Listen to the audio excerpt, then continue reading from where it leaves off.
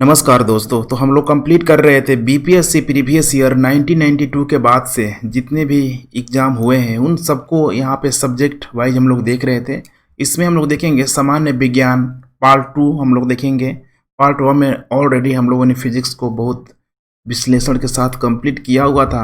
आज इस पार्ट 2 के अंतर्गत हम लोग बात करेंगे पूरा का पूरा केमिस्ट्री रसायन शास्त्र की बात करेंगे।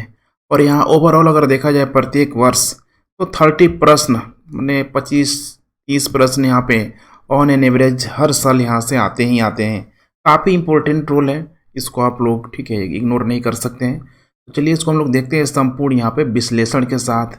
इसकी अगर बात किया जाए तो आज 85 प्लस यहाँ पे प्रश्नों को आज हम लोग देखेंगे, क्योंकि अभी तक 1992 के बाद से इसमें 85 प्लस अभी ठीक है पूछे जा चुके हैं।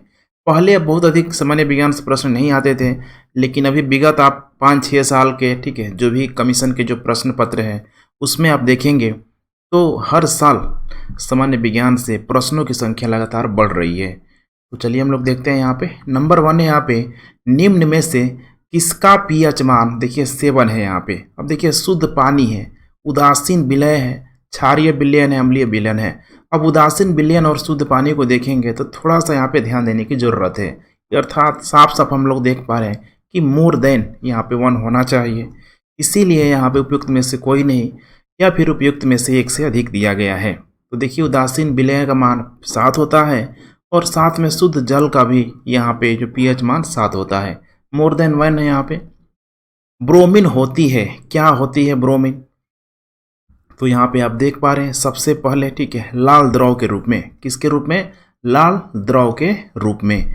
एक्सप्लेनेशन यहाँ पे आप देख सकते हैं, ब्रोमीन लाल गहरा रंग धारित तीक्ष्ण गंध वाला वाष्पशील द्रव है। ठीक है, ब्रोमीन का परमाणु क्रमांक 35 होता है। पीरियोडिक टेबल में आप देखेंगे यह कमरे के ताप यानी रूम टेम्परेचर पर द्रव अवस्था में रहता है। यह अज्वलनशील तथा जल में अल्प विलेय है। ब्रोमीन वर्ग 17 का सदस्य है, जिसमें हैलोजन वर्ग के नाम से भी इसे जाना जाता है। तो जो 18 ठीक है जो पूरा का पूरा जो वर्ग होता है पीरियोडिक टेबल में आप लोगों ने जरूर देखा ही होगा। बिल्डिंग में प्रयोग होने वाली गैसें हैं, उन गैसों का नाम क्या है? ऑक्सीजन तथा एसिटिलीन। ठीक है, एसिटिलीन बोलते हैं इसको। देखिए प्रश्न वैसे ही आ रहे हैं जो हमारे डे टू डे लाइफ से संबंधित हैं, लेकिन ध्यान नहीं देने की वजह से उसको हम लोग एक पैटर्न मानते लेते हैं कि चलो भाई हो रहा है, काम हो रहा है, हम लोग देखने की चेष्टा नहीं करते हैं। ये सबसे बड़ी समस्या होती है। देखिए बिल्डिंग हम लोग देखते हैं लेकिन उसके बारे में जानने का प्रयास नहीं करते हैं। तो यही है, गैस बिल्डिंग एक प्रक्रिया है जिसमें एसिटिलीन और ऑक्सीजन अभिक्रिया द्वारा ताप के माध्यम से धातुओं को पिघलाकर जोड़ने अथवा ठीक करने का काम किया जाता है। ऑक्सी एसिटिलीन वेल्डिंग सबसे अधिक प्रचलित विधि है। Next galvanized. ठीक है, गैल्वेनाइज्ड बोलते हैं उसको। उस लोहे के पाइप पर परत होती है, जस्ते की इस पे परत होती है। नेक्स्ट कपड़े साफ करने में प्रयोग होने वाला जो डिटर्जेंट है उसमें क्या प्रयोग किया जाता है? तो सल्फोनेट का प्रयोग किया जाता है। डिटर्जेंट आर्द्रक अथवा आर्द्रकों के यौगिक होते हैं जो तनुकृत अवस्था में सफाई के गुण को प्रदर्शित करते हैं। वस्तुतः ऐसे पदार्थ एजकिल बेंजीन सल्फोनेट्स होते हैं। डिटर्जेंट कठोर जल में भी घुलनशील होते हैं। वह तत्व जो मानव पसीने के माध्यम से उत्सर्जित होता है। अब यहाँ पे देखिए गंधक है, लोहा है, मैग्नीशियम है और यहाँ पे जस्ता है। तो यहाँ भी मोर देन 1 आंसर है, जैसे मैग्नीशियम हो गया, जस्ता यहाँ पे लोहा हो गया। ठीक है, ऐसे सारे जो उपयुक्त जो पदार्थ हैं पसीने में देखिए उपलब्ध होता है जो उत्सर्जित होते रहता है। तो इसमें और भी देख पा रहे एक्सप्लेनेशन में, पसीना मुख्य रूप से पानी से निर्मित होता है, परंतु इसमें जो भी खनिज अम्ल और यूरिया भी मौजूद रहते हैं। पसीने में मुख्य रूप से sodium, potassium, calcium, magnesium, zinc, iron तत्व पाए जाते हैं। नीला थोथा रासायनिक रूप से है, किससे है? यहाँ पे वो है कॉपर सल्फेट से। तो नीला थोथा इसको ब्लू विट्रियोल इसको बोला जाता है। रासायनिक नाम कॉपर सल्फेट है। इसका सूत्र देख पा रहे हैं यहाँ पे। ठीक है, कॉपर सल्फेट यहाँ पे पानी को मिला दिया गया है। यह लवण निर्जलीकृत अवस्था में रंगहीन होता है, कोई रंग नहीं होता है, परंतु हाइड्रेटेड लवण नीले रंग का नीला होता है। ठीक है, नीले रंग का होता है। नीला थोथा जल में आसानी से घुल जाता है, परंतु एल्कोहल में क्या है, अघुलनशील है, मैंने अल्कोहल यहाँ पे, ठीक है। निम्नलिखित में से सबसे भारी धातु क्या है, प्लेटिनम, ध्यान रखिएगा प्लेटिनम। तो अग्रलिखित प्रश्न में भारी का तात्पर्य घनत्व से है, जिसका डेंसिटी माने मास बाई वॉल्यूम, मास, ठीक है, अधिक से अधिक रहे और जगह घेरने की क्षमता उसकी कम हो जाए। उपयुक्त विकल्पों में प्लेटिनम है, इसका सर्वाधिक घनत्व गुणधर्म वाला धातु है। घनत्व देखिए 21.45 ग्राम प्रति घन सेंटीमीटर होता है। चांदी का देखिए आधा हो जा रहा है, और इसके अलावा जो पारा है, ठीक है, सोने का कुछ अधिक है, देख पा रहे हैं।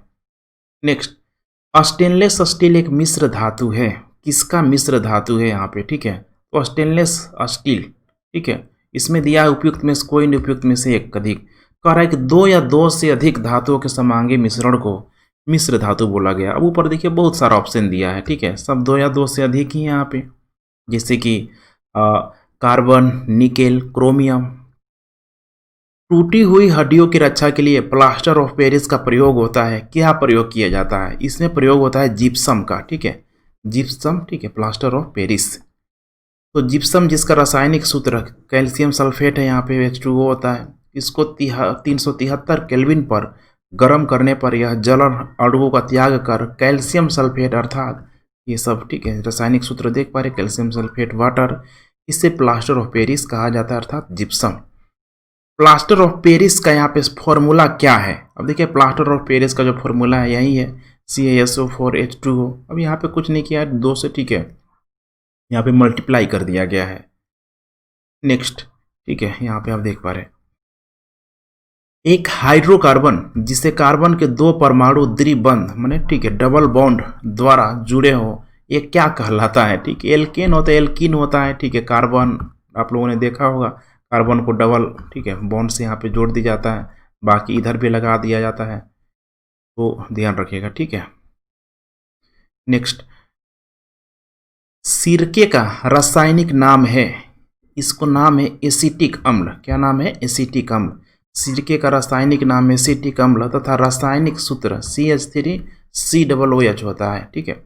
सिरके का IUPAC, ठीक है, माने इंटरनेशनल यूनियन जो भी यहाँ पे PSC का नाम एथेनोइक अम्ल है, जिसे कार्बोक्सिलिक अम्ल प्रकार्यात्मक समूह होता है। निम्नलिखित में से कौन सा अम्ल सिरके में उपस्थित होता है, वो होता है एसिटिक अम्ल। कार के बैटरी में प्रयोग होने वाला अम्ल है, उसका नाम क्या है, सल्फ्यूरिक अम्ल।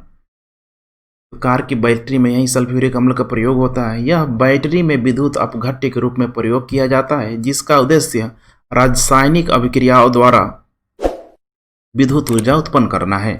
सोडा वाटर की बोतल खोलने पर निकलने वाली जो गैस है, जो कोल्ड ड्रिंक, ठीक है, आप लोग यूज भी करते हैं, काफ़ी पीते होंगे, ये होता है कार्बन डाइऑक्साइड। क्या होता है, कार्बन डाइऑक्साइड। तो सोडा वाटर की बोतल खोलने पर निकलने वाली गैस कार्बन डाइऑक्साइड है, जो उच्च दाब पर सोडा बोतल में अंतःक्षेपित की जाती है। खनिज, मिनरल क्या है यहाँ पे, अकार्बनिक ठोस है। भूगर्भ शास्त्रियों के अनुसार खनिज प्राकृतिक रूप में पाए जाने वाला अकार्बनिक ठोस है, जिसकी संरचना रवाकृत है, माने रवाकृत। वर्ष 1945 में नागासाकी में गिराए गए बमों में कौन सा विस्फोटक प्रयुक्त किया गया था, उसमें प्रयुक्त किया गया था प्लूटोनियम, बहुत इंपॉर्टेंट है प्लूटोनियम, ध्यान रखिएगा, यूरेनियम नहीं, प्लूटोनियम किया गया था। तो 9 अगस्त 1945 को फैटमैन नामक बम नागासाकी पर गिराया गया था, इसमें प्लूटोनियम का प्रयोग किया गया था। और दूसरा आपको पता है हिरोशिमा पर लिटिल बॉय, जिसको बोला गया लिटिल बॉय, ठीक है, इसमें यूरेनियम का प्रयोग किया गया था। तो फैट बॉय में ध्यान रखिएगा, फैट में प्लूटोनियम और हिरोशिमा में माने लिटिल बॉय में यूरेनियम। एक ही प्रकार का परमाणु निम्न में से किसमें मिलता है, वो मिलता है प्राकृतिक तत्वों में। सबसे अधिक क्रियाशील धातु कौन सी है, वो पोटेशियम है यहाँ पे, ठीक है। तो इसमें आप, ठीक है, अगर आप लोगों ने देखा केमिस्ट्री वगैरह थोड़ा सा भी नॉलेज होगा तो पूरा का पूरा, ठीक है, एक जो एलिमेंट है, तत्वों का समूह होता है, उसको सीक्वेंस करके अगर आप रखेंगे, सबसे अधिक पोटेशियम है, हवा में छोड़ने से भी, ठीक है, ऐसा माना जाता है कि जल जाता है। सोडियम, कैल्शियम और उसके बाद आयरन। वनस्पति तेल से वनस्पति घी बनाने में प्रयुक्त होने वाली गैस है हाइड्रोजन का, इसमें प्रयोग किया जाता है, किसका, तो हाइड्रोजन का प्रयोग किया जाता है।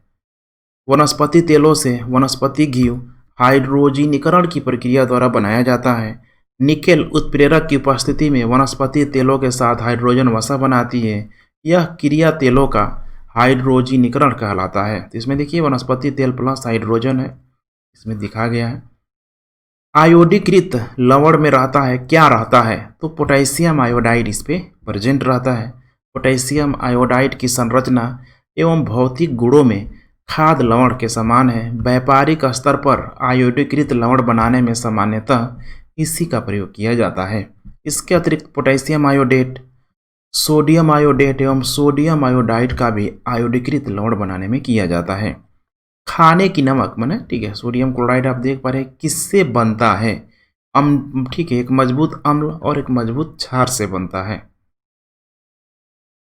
सभी जैव यौगिक का अनिवार्य मूल तत्व है कार्बन, माने कार्बन एक इंपॉर्टेंट फैक्टर है पीरियोडिक टेबल में, सबसे इंपॉर्टेंट ठीक एलिमेंट के रूप में कार्बन यहाँ पे मौजूद होता है। और देखिए संसार के सभी जैव पदार्थ कार्बनिक यौगिकों से बने होते हैं। सिगरेट लाइटर में निम्नलिखित में से कौन सी गैस यहाँ पे प्रयुक्त होती है? ब्यूटेन गैस का इस पे प्रयोग किया जाता है। ब्यूटेन एक ज्वलनशील हाइड्रोकार्बन है जिसका आणविक सूत्र C4H10 होता है। इसका उपयोग सिगरेट लाइटरों में किया जाता है। टेफ्लॉन आ गया, निम्नलिखित में से किस एकलक का यहाँ पे बहुलक है? तो टेफ्लॉन है यहाँ पे टेट्राफ्लो ठीक है रेथिलीन। टेट्राफ्लोरेथिलीन के आमतौर पर टेफ्लॉन के नाम से जाना जाता है। यहीं पे PTF यही है इसका मतलब पॉलीटेट्राफ्लोरेथिलीन।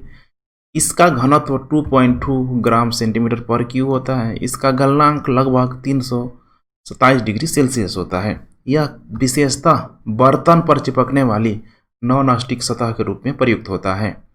बेकेलाइट निम्नलिखित के संघनन से बनता है, फिनॉल तथा फॉर्मोल्डिहाइड से। ध्यान रखिएगा, फिनॉल तथा फॉर्मोल्डिहाइड। तो बेकेलाइट एक आरंभिक प्लास्टिक है। इसका रासायनिक नाम पॉलीऑक्सी बेंजाइल मेथिलीन ठीक है ग्लाइको है और लेन हाइड्राइड है। यह थर्मोसेटिंग फिनॉल फॉर्मोल्डिहाइड रेजिन होता है जो फिनॉल और फॉर्मोल्डिहाइड से संघनन प्रतिक्रिया के फलस्वरूप इसकी ठीक है खोज जो हुई थी 1907 से 1909 के मध्य बेल्जियम के रसायनज्ञ लियो बेकलैंड, किसने? रियो बेकलैंड ने इसका खोज किया हुआ था। ट्राइग्लिसराइड यहाँ पे क्या है? ये है वसा। ध्यान रखिएगा वसा, ठंडे वगैरह में ठीक है ग्लिसरीन वगैरह का खूब प्रयोग किया जाता है। घरेलू ईंधन के रूप में प्रयुक्त LPG में मुख्यतः प्रयुक्त होती है। अब देखिए LPG में जो प्रयुक्त यहाँ पे होती है मीथेन है, प्रोपेन है, एथिलीन है और यहाँ पे ब्यूटेन है। ठीक है, इसमें हम लोग देख लेते हैं। इसमें देखिए हाइड्रोकार्बन, ध्यान रखिएगा हाइड्रोकार्बन गैसों का एक ज्वलनशील मिश्रण है। पेट्रोलियम पूरा दिया है, LPG अर्थात तरलीकृत पेट्रोलियम गैस और हाइड्रोकार्बन, इसमें मिश्रण है प्रोपेन और ब्यूटेन का। LPG के रिसाव की पहचान के लिए उसमें कुछ गंधक युक्त पदार्थ जैसे मरकेप्टन आदि मिला दिया जाता है, अदरवाइज पता ही नहीं लगेगा। ग्रीन हाउस गैसों में मुख्य घटक होता है, किसका घटक होता है? सब इसमें लगभग शामिल ही हैं। ठीक है, उपयुक्त में से मोर देन वन उत्तर होगा। साबुन ग्रीस को हटाता है, साबुन ठीक है ग्रीस को हटाता है, वहीं जो ठीक है मशीनीकृत चीज़ों में प्रयोग किया जाता है पायसीकरण के द्वारा। पायसीकरण सामान्यतः ध्रुवीय समूह युक्त लंबी श्रृंखला वाले यौगिक होते हैं। उदाहरणार्थ साबुन ठीक है सोडियम तथा पोटेशियम के वसीय लवण से बना होता है। रिएक्शन होता है, इसमें कुछ होता नहीं है, समझ रहे हैं ना आप? तो इसमें अब केमिस्ट्री की लंबी चौड़ी बातें हैं। समूह साबुन के अणु में 2 भाग होते हैं। लंबी हाइड्रोकार्बन शाखा जिसका देख रहे हैं यहाँ पे जो नाम है C7H35 कर दिया कर रहा है कि वसा में घुलनशील तथा जल में ध्रुवीय भाग। ठीक है, पायसीकरण के दौरान साबुन का अध्रुवीय एल्कील समूह तेल या ग्रीस को घोल लेता है तथा ध्रुवीय समूह जल में घुल जाता है, और जब इसे ठीक प्रकार रगड़ा जाता है तो ग्रीस छोटी छोटी बूंदों के रूप में जल में निलंबित हो जाती है और जल प्रवाह के रूप में ठीक है सरलता से बह जाता है। अब इसमें सूची दिया है। ठीक है, इसमें सूची 1 को सूची 2 के साथ यहाँ पे सुमेलित करना है। ठीक है, इसके पहला यहाँ पे एस्पार्टेम, ये हो जाएगा कृत्रिम सुधारक। दूसरा है फ्रेयॉन, ठीक है तो फ्रेयॉन हो जाएगा प्रगति, ठीक है, सीतक हो जाएगा। उसके बाद नियोप्रीन है, रबड़ से संबंधित है। बेनाड्रिल है यहाँ पे, प्रतिहिस्टेमिन। तो इसका देख लीजिए, ए का हो जाएगा 3, ठीक है। वैसे कोई ऑप्शन है कि नहीं, ए का 3 है यहाँ पे, ठीक है, अर्थात सी। नेक्स्ट, निम्नलिखित में से किसकी मात्रा अम्ल में वर्षा में सबसे यहाँ पे अधिक होती है? तो अम्ल वर्षा में जिसकी मात्रा सबसे अधिक होती है उसका नाम है, ठीक है, H2SO4। वातावरणीय प्रदूषण, औद्योगिक निश्रित एवं प्रकृति में होने वाली विभिन्न क्रियाओं के फलस्वरूप उत्पन्न सल्फर डाइऑक्साइड तथा नाइट्रस ऑक्साइड गैसें वायुमंडल में पहुंचकर ऑक्सीजन और बादल के जल के साथ रासायनिक अभिक्रिया कर क्रमशः सल्फ्यूरिक अम्ल तथा नाइट्रिक अम्ल बनाकर पृथ्वी पर गिरती है। इसे अम्ल या अम्लीय वर्षा कहते हैं। अम्ल वर्षा में सामान्यतः सल्फ्यूरिक अम्ल की मात्रा सर्वाधिक माने अधिक होती है, लगभग 70%। अम्ल वर्षा होती है, अभी यहाँ पे स्टार लगा दिया गया है, ठीक है, स्टार यहाँ पे, ठीक है, क्यों लगाया गया है? बीपीएससी है इसीलिए लगा दिया गया है। अम्ल वर्षा होती है मोर देन, ठीक है, 1 होना चाहिए। कारखाना, पेट्रोल, ठीक है, कोयला, लकड़ी, बहुत बड़ा कारण है ये सब। तो देखिए सब दिया हुआ है, इसीलिए स्टार लगा दिया गया है। शुष्क बर्फ है, अब देखिए शुष्क अपने आप में आपको लग रहा है क्या है? शुष्क बर्फ है तो ठोस कार्बन डाइऑक्साइड का, ठोस कार्बन डाइऑक्साइड बर्फ के समान दिखती है, अतः इसे शुष्क बर्फ भी कहा जाता है। शुष्क बर्फ बिना किसी द्रव रूप में बदले ऊर्ध्वपातित होकर कार्बन डाइऑक्साइड सीधे देखिए गैस में कन्वर्ट हो जा रही है। निम्नलिखित में से किसे शुष्क बर्फ यहाँ पे कहते हैं? इसके कहते हैं तो ठोस कार्बन डाइऑक्साइड को बोला जाता है, ध्यान रखिएगा।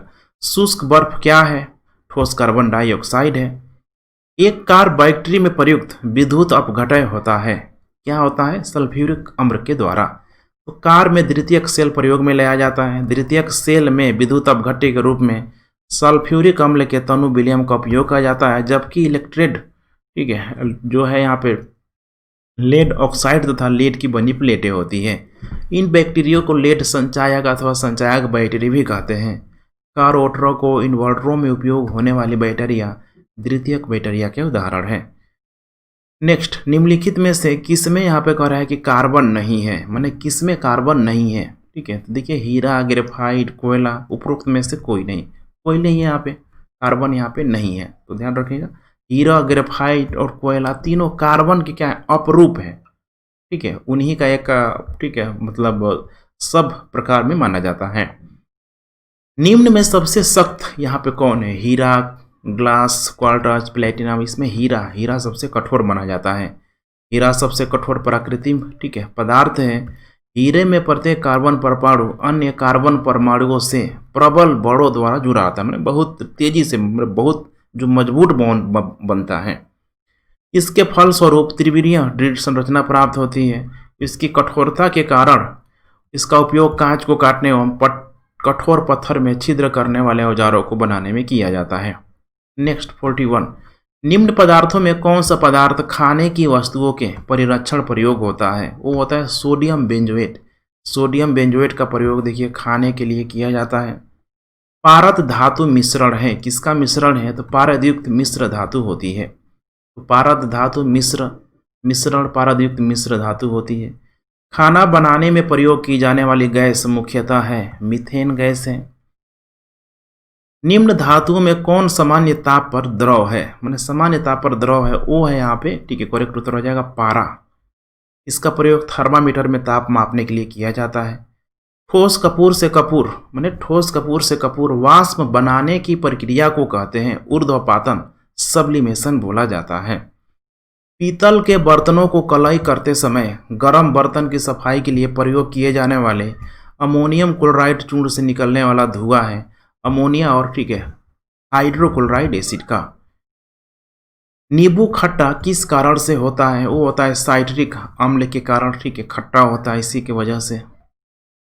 वाहनों से निकलने वाली गैस कौन सी होती है? तो वाहनों से जो निकलने वाली गैस है कार्बन डाइऑक्साइड, कार्बन मोनो और, ठीक है, ऑक्साइड, नाइट्रोजन ऑक्साइड, मतलब इसमें मोर देन क्या है, और, ठीक है, एक से अधिक उत्तर यहाँ पे मौजूद है। स्टार है इसका उत्तर, ठीक है, मैंने बीपीएससी यहाँ पे, ठीक है, कोई है कंट्रोवर्सी का कारण।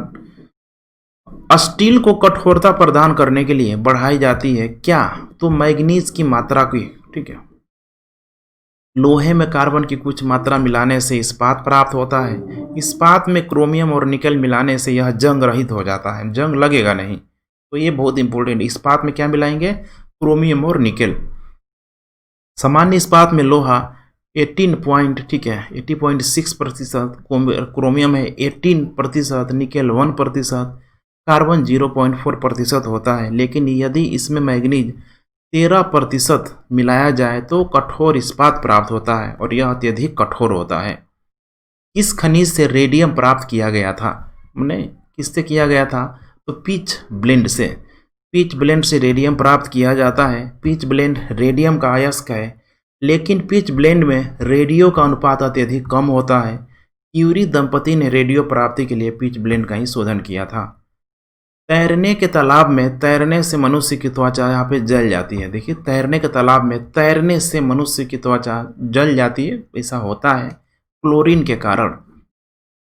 तालाब में तैरने से मनुष्य की त्वचा जल जाती है क्योंकि तालाब के जल शुद्धिकरण में Cl2 का माने प्रयोग किया जाता है, वहीं शरीर में बहुत अधिक लगने लग रहता है। क्लोरीन की अधिकता के कारण शरीर की त्वचा जल जाती है। हाइड्रोजन को जलाने से क्या बनेगा? ये बनेगा पानी, ठीक है। इसका बहुत अच्छा प्रयोग किया गया था मार्स, ठीक है। मार्स मूवी आप लोगों ने जरूर देखा होगा। सोने को घोला जा सकता है। सोने को यहाँ पे कहाँ घोला जा सकता है? देखिए, अब इसमें भी स्टार लगाया गया है। सोने को एक्वा रेजिया में घोला जाता है। एक्वा रेजिया सांद्र नाइट्रिक और हाइड्रोक्लोरिक अम्ल का आयतन की दृष्टि से 1:3 का मिश्रण होता है। तो कोई यहाँ पे, ठीक है, सही विकल्प नहीं है। हाइड्रोफ्लोरिक एसिड कांच की बोतल में नहीं रखा जाता है क्योंकि यह अभिक्रिया करता है कांच की सिलिकॉन डाइऑक्साइड से अभिक्रिया करता है। वायु में थोड़ी देर रखने पर किसी धातु के ऊपर हरे रंग के बेसिक कार्बोनेट की परत जम जाती है। वह धातु है कौन सी? धातु है तो तांबा। वायु में थोड़ी देर रखने के बाद तांबा धातु के ऊपर हरे रंग के बेसिक कार्बोनेट की परत जम जाती है। वस्तुतः वायु में तांबे के ऑक्सीकरण का परिणाम है। इसे पटीना भी कहा जाता है। विस्फोटक नाइट्रोग्लिसरीन है एक, क्या है यह? यह है एक एस्टर। क्या है? एस्टर। इसका प्रयोग विस्फोटक की तरह किया जाता है। नेक्स्ट, घरेलू एलपीजी सिलेंडरों में दाब मापक नहीं प्रदान किया जाता है। क्यों नहीं प्रदान किया जाता है? क्योंकि ये एलपीजी द्वारा, ठीक है, चूक हो जाते हैं। क्या हो जाते हैं? चूक हो जाते हैं। निम्नलिखित में से किस खनिज द्वारा लोहा प्राप्त किया जाता है? किस खनिज के द्वारा लोहा प्राप्त किया जाता है? तो हो जाएगा यहाँ पे हेमेटाइट। हेमेटाइट अयस्क के लोहे की प्राप्ति होती है। नेक्स्ट, विरंजक चूर्ण के लिए कौन सा कथन असत्य है? तो विरंजक चूर्ण के लिए जो, जी ठीक है, जो कथन आवश्यक है यहाँ पर मैंने असत्य है, जल में अधिक विलय होता है। जल में अधिक विलय, ठीक है, जबकि विरंजक चूर्ण जल्दी नहीं होता है। तो विरंजक चूर्ण एक पीत धवल चूर्ण होता है जिसमें क्लोरीन की गंध आती है। विरंजक चूर्ण को जब वायु में खुला छोड़ देते हैं तो इससे धीरे धीरे क्लोरीन गैस बाहर निकल जाती है। यह कार्बन डाइऑक्साइड अथवा तनु सल्फ्यूरिक अम्ल अथवा तनु हाइड्रोलिक अम्ल के साथ अभिप्रकृत होकर मैंने रिएक्शन होकर क्लोरीन गैस प्रदान करता है। लंबा चौड़ा रिएक्शन है, ठीक है, और आसान भी है। जस्ते से एक आयतन भाग वो दो आयतन भाग मैंने तांबा से मिलाने पर पीतल बनता है। पीतल का घनत्व तो कितना होता है? 8300 किलोग्राम प्रति, ठीक है, मीटर क्यूब यहाँ पे दिया है। देख पा रहे हैं 3x 1 भाग और 2 भाग है, 1 भाग जस्ता और 2 भाग, ठीक है, तांबा। तो इसका वैल्यू रख दिया गया है। देखिए यहाँ पे जस्ते से एक बर्तन पर विद्युत लेपन की विधि में क्या होता है? यहाँ पे इसमें होता है बर्तन को ऋण ध्रुव और शुद्ध जस्ते को धन ध्रुव बनाया जाता है। जस्ते से बर्तन पर विद्युत लेपन की विधि में जस्ता 2 इलेक्ट्रॉनों को त्याग कर धनायन बन जाता है और बर्तन इलेक्ट्रॉन का त्याग कर ऋणात्मक हो जाता है। इसमें जस्ता धन ध्रुव और बर्तन ऋण ध्रुव के रूप में परिणत हो जाता है। स्टेनलेस स्टील क्या है? स्टेनलेस स्टील मिश्र धातु है। किसका मिश्र धातु है? ये है लोहे और क्रोमियम का मिश्र धातु है। तो इन दोनों की लौह धातु के साथ मिलाकर कुछ मात्रा में कार्बन डालकर स्टेनलेस स्टील तैयार कर लिया जाता है। नेक्स्ट 63, निम्नलिखित में से किसमें ऋणात्मक आवेश यहाँ पे होता है? वो होता है बीटा किरण, ठीक है। तो रेडियो एक्टिव पदार्थों से अल्फा बीटा गामा किरणें निकलती है। अल्फा धनावेशित, बीटा ऋणावेशित तथा गामा उदासीन किरणें होती है। नेक्स्ट, निम्नलिखित में से कौन सा इलेक्ट्रॉनिक संरूपण धातु तत्वों के लिए होता है? अब यहाँ पे ठीक है, आप लोगों ने पढ़ा होगा, जो भी इलेक्ट्रॉनिक्स विन्यास करते हैं जब लिखते हैं उसको, ठीक है, ये सब 2882 कक्षा को, ठीक है, दिखाया जाता है। तो उत्तर हो जाएगा यहाँ पे डी। देखिए यहाँ पे दिया है, जिस तत्व के परमाणु में 2 प्रोटॉन 2 न्यूट्रॉन और 2 इलेक्ट्रॉन हो उस तत्व की द्रव्यमान संख्या कितनी होती है? तो 2 प्रोटॉन 2 न्यूट्रॉन और 2 इलेक्ट्रॉन हो, उसका द्रव्यमान संख्या हो जाएगा 4। ध्यान रखिएगा 4, ठीक है। 4 - 2 करिएगा, 4, ठीक है, कोई एलिमेंट ले लीजिए, 2 4 लीजिएगा यहाँ पे, ठीक है। तो आप 4 - 2 करेंगे तो वही हो जाएगा न्यूट्रॉन, ठीक है। और इसके अलावा हो जाएगा यहाँ पे प्रोटॉन, ठीक है, और यहाँ पे नाभि में रहेगा यहाँ पे, ठीक है। तो देख सकते हैं द्रव्यमान संख्या प्रोटॉन की संख्या प्लस होती है न्यूट्रॉन की संख्या। तो दिए गए प्रश्न में द्रव्यमान की संख्या है 4 दिया है, अर्थात proton plus neutron. Sulphur hexafluoride अणु का आकार कौन सा है? ये है अष्टफलकीय। क्या है? अष्टफलकीय। एक तत्व X की बाह्यतम कक्षा में 4 इलेक्ट्रॉन है, हाइड्रोजन के साथ इसके यौगिक का कौन सा सूत्र होगा? तो ये XH4 हो जाएगा, बाह्य में है ना, तो यहाँ पे हाइड्रोजन में 4 लगा दिया गया है, तब X को यहाँ पे, ठीक है, बॉन्ड बना देगा। जिस तत्व के बाह्यतम कक्षा में 4 इलेक्ट्रॉन होते हैं, अस्थायित्व प्राप्त करने के लिए 4 इलेक्ट्रॉन की सहायता से सह संयोजन में सिंगल बॉन्ड बनाएगा। हाइड्रोजन के बाह्यतम कक्षा में 1 इलेक्ट्रॉन होता है और अस्थायित्व प्राप्त करने के लिए 1 और इलेक्ट्रॉन की आवश्यकता होती है। अतः बाह्यतम कक्षा में 4 इलेक्ट्रॉन वाले तत्व के साथ 4 हाइड्रोजन प्रतिक्रिया करेंगे। इस प्रकार यहाँ पे जो भी X एलिमेंट कोई भी है और हाइड्रोजन का 4 बॉन्ड का निर्माण करेगा। भारी पानी, ठीक है, हाइड्रोजन का नहीं है, एक्चुअली X का, ठीक है, यहाँ पे 4 बॉन्ड बनाएगा X एलिमेंट। भारी पानी वह पानी होता है, कौन सा पानी भारी होता है? जिसमें हाइड्रोजन तथा आइसोटेप, ठीक है, माने आइसोटोप होता है, ले लेता है। तो हाइड्रोजन में समस्थानिक ड्यूटेरियम होता है, ड्यूटेरियम, ठीक है, मास नंबर 1 रहेगा, सॉरी, प्रोटॉन जो नंबर होता है, समझ रहे हैं ना, वो 1 ही होगा, एटॉमिक नंबर जो 1 ही होगा, बाकी जो नीचे का जो मास नंबर है वो चेंज करता रहेगा। तो हाइड्रो इससे होता है, ठीक है, ये 3 हो जाएगा, ये 1 हो जाएगा। किसी परमाणु नाभिक का आइसोटोप वह नाभिक होता है। अब आइसोटोप में क्या होता है अभी हम लोगों ने देख लिया, प्रोटॉन की संख्या वही होती है, परंतु न्यूट्रॉन की संख्या यहाँ पे भिन्न भिन्न हो जाएगी। ये 9th क्लास में आप लोगों ने पढ़ा होगा। दूध उदाहरण है, किसका उदाहरण है? एक इमल्सन का। इमल्सन एक कोयलाइड होता है। दूध फेस क्रीम द्रव इमल्सन का उदाहरण है। अल्कोहलिक खमीर का आखिरी उत्पाद माने प्रोडक्ट यहाँ पे क्या है? वो है यहाँ पे इथाइल अल्कोहल। जटिल कार्बनिक पदार्थ एवं एंजाइमों की उपस्थिति में धीमी गति से सरल पदार्थों में परिवर्तन किण्वन कहलाता है। अंगूर एवं अन्य फलों के रसों को ईस्ट माने खमीर बोला गया। इसी की उपस्थिति में किण्वन द्वारा अल्कोहली पेय पदार्थों के निर्माण के लिए उपयोग में लाया जाता है। इस प्रयोग में मोलेसेज अथवा गन्नों एवं फलों से प्राप्त शर्करा अथवा विभिन्न प्रकार के अनों से प्राप्त स्टार्च एंजाइम इन्वर्टेस की उपस्थिति में सर्वप्रथम ग्लूकेज एवं फ्रुक्टोज में परिवर्तित होते हैं। इन दोनों के सूत्र C6H12O6 हैं। देखिए पूरा ये फॉर्मूला सब दिखाया गया है। यहाँ पे है शक्कर के किण्वन से यहाँ पे क्या बनता है? ये बनता है इथाइल अल्कोहल। अपमार्जक माने डिटर्जेंट यहाँ पे क्या है? डिटर्जेंट है यहाँ पे शोधन अभिकर्ता, मैंने हिंदी का नाम भी बड़ा, ठीक है, ध्यान रखिएगा, इंग्लिश भी देखते रहिएगा आप लोग। सफाई कार्य के लिए प्रयुक्त होने वाला पदार्थ साबुन एवं अपमार्जक कहलाता है। वास्तव में हम जिस साबुन का उपयोग वर्षों से कर रहे हैं वह अपमार्जक श्रेणी में ही आता है। निम्न में से कौन सा पदार्थ साबुन बनाने में प्रयुक्त होता है? वो होता है वनस्पति तेल। जब किसी तेल अथवा वसा को सोडियम हाइड्रोक्साइड विलयन के साथ विवेचित करते हैं तो तेल अथवा वसा संगत एसिड सोडियम लवण एवं ग्लिसरॉल में परिवर्तित हो जाता है। इस अभिक्रिया को साबुनीकरण बोलते हैं। नेक्स्ट, पीतल में कौन सी धातुएं हैं? पीतल में तांबा और जस्ता है। तीसरे और चौथे समूह के ऑक्साइड का सामान्य गुणधर्म यहाँ पे क्या है? वो है यहाँ पे बेसिक और यहाँ पे एसिडिक। नेक्स्ट, रेडियोधर्मी पदार्थ उत्सर्जित करता है। अल्फा, बीटा, गामा सब हर प्रकार का ये ठीक है पदार्थ उत्सर्जित करता है। हवा में जिस गैस की मात्रा सबसे अधिक है, सबको पता है बच्चा को, नाइट्रोजन की मात्रा सबसे अधिक है। वैल्यू भी देख लीजिए 78 के आसपास।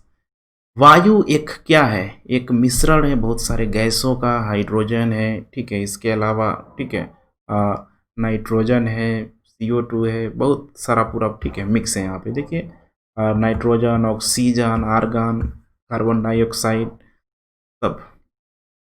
मच्छर भगाने वाली दवाओं में सक्रिय रसायन है एथिल, ठीक है, एथिलरीन। एथिलरीन नामक यौगिक मच्छर भगाने वाली दवाओं में सक्रिय रसायन है। इसी का प्रयोग किया जाता है गुड नाइट वगैरह में। जल की अस्थायी कठोरता का कारण क्या है? वो है कैल्शियम तथा मैग्नीशियम के क्लोराइड और सल्फेट। तो कठोर पानी वह है जो अपमार्जक लगाने पर झाग सहजता से उत्पन्न नहीं करता। इसका मुख्य कारण कैल्शियम तथा मैग्नीशियम के क्लोराइड और सल्फेट होता है, ठीक है। हास्य गैस क्या है? ठीक है, हासिंग, ठीक है, सॉरी यहाँ पे लाफिंग गैस जिसको बोला गया है नाइट्रस ऑक्साइड को, ठीक है, यहाँ पे बोला जाता है। नेक्स्ट, सूची 1 को सूची 2 से यहाँ पे सुमेलित करना है तथा सूचियों के नीचे दिए गए कूटों का प्रयोग कर सही उत्तर भी चुनना है। तो सब यहाँ पे लिस्ट दिया हुआ है। पहला है त्वचा कैंसर, ठीक है। इसके अलावा इसका हो जाएगा पराबैंगनी किरण। ध्वनि प्रदूषण हो जाएगा, ध्वनि प्रदूषण को डेसी, ठीक है, बल में मापते हैं। वैश्विक तापमान हो जाएगा CO2 हो जाएगा, कार्बन डाइऑक्साइड। ओजोन छिद्र हो जाएगा क्लोरोफ्लोरोकार्बन।